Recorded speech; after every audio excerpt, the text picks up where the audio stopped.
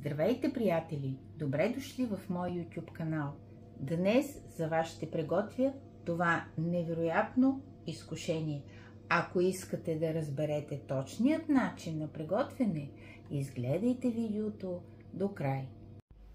Приятели, това са продуктите: измит и нарязан шаран, масло на стайна температура, царевично брашно, малко сусам, пълнозърнесто брашно, зехтин, сол, сумак, червен пипер, малко лют червен пипер.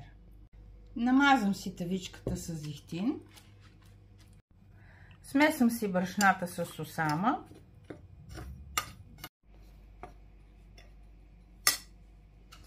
И сега си смесвам масълцето с солта и червения пипер. След което си взимам парченце шаран, слагам го в маслото и го овалвам в сместа от брашна. Сложила съм си ръкавици, за да може по-добре и по-свободно да работя с рибата. И го поставям в тавичката.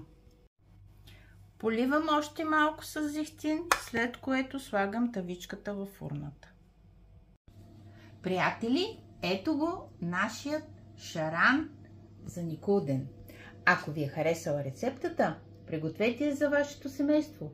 Абонирайте се за моя YouTube канал и очаквайте нови рецепти.